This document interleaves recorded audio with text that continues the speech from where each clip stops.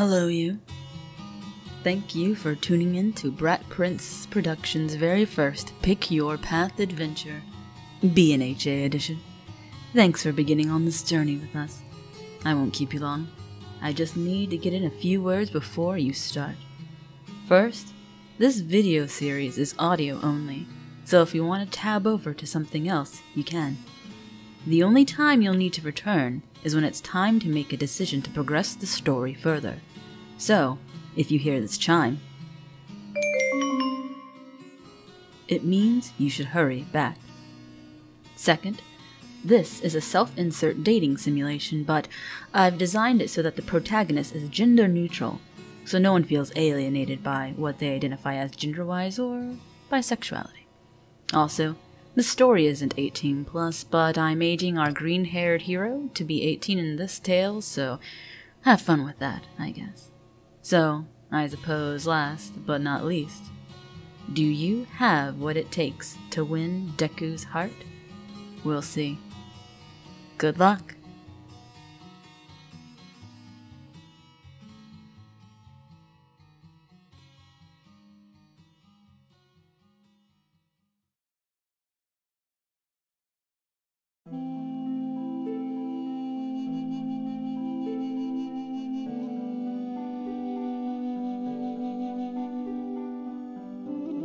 You're about to turn in for the night when you hear the sound of your phone going off. It's a text tone, and when you see who it's from, you're taken aback. It's not common for you to get a text this late from him. Midoriya Izuku, golden boy, pro hero, all around snack, honestly. But every time you try to elude the fact that he's an edible treat or a tall glass of water, he turns bright red. You quite enjoy that particular shade of red on his cheeks.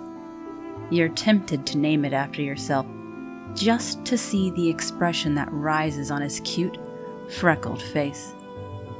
Right now, though, you're more curious to see just why pro hero Deku was contacting you.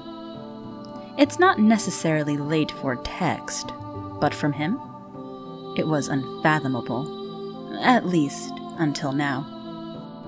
Your eyes slip down to the screen, unlocking it.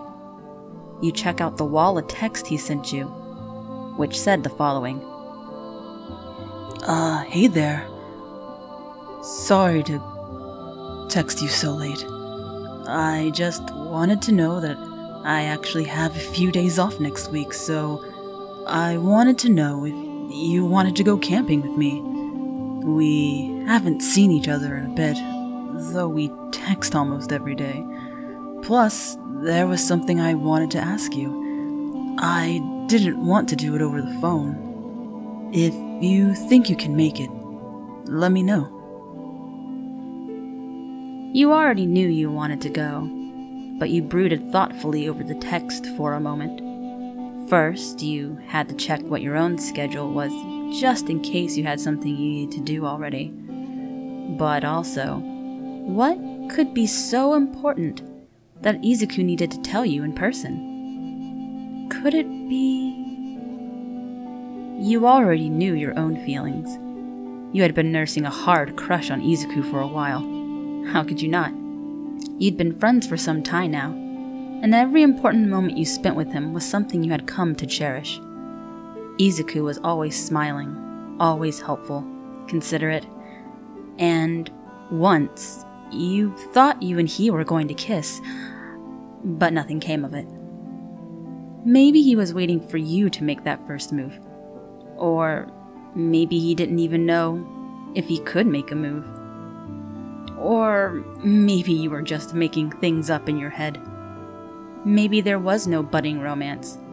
Maybe he just saw you as you, and you were trapped forever seeing him as pro-hero Deku, and nothing else. But perhaps this trip would prove fruitful in finding out if there really was anything going on between you two. Some romantic chemistry, perhaps, and not whatever you both usually had going on. You sent him a text back, saying you were up to going on the camping trip with him, before crawling into bed. You ended up falling asleep before you saw his reply.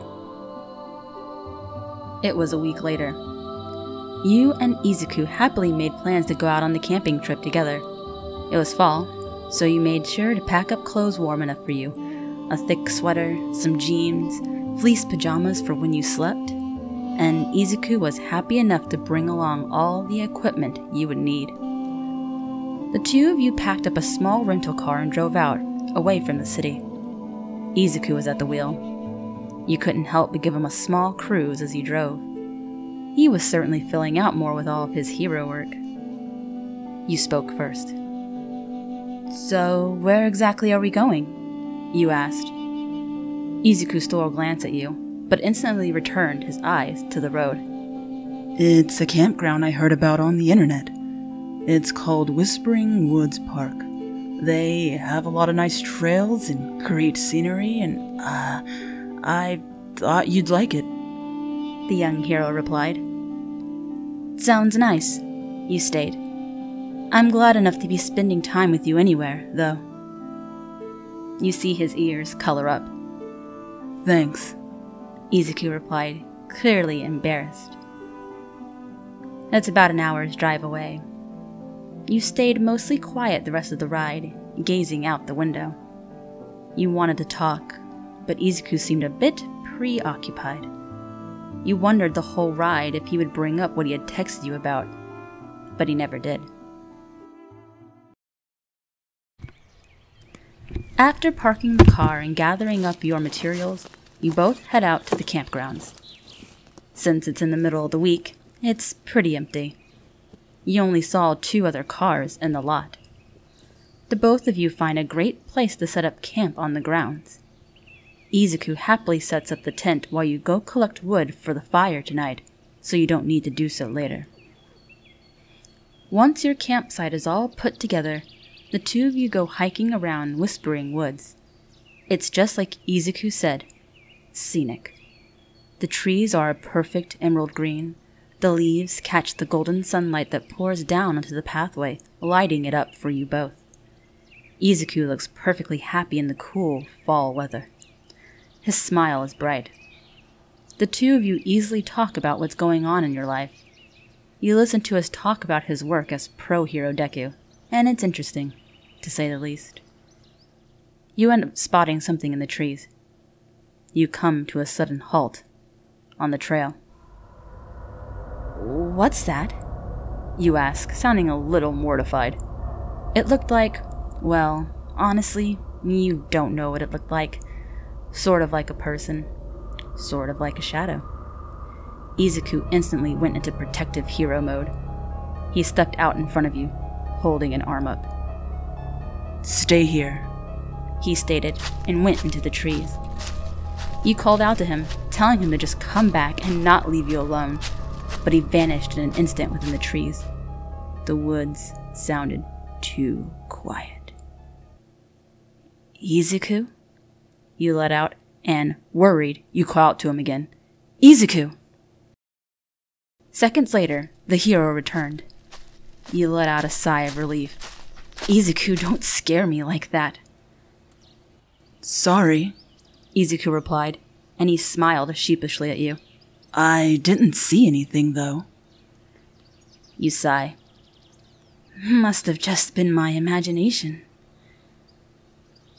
After a little while, the two of you come up to a break in the trail. It looks like you can keep going. The sign states that the trail is for more advanced hikers. Izuku looked over to you. "Looks promising," he replies, and his whole expression looks excited. You look up the trail. It goes a little uphill.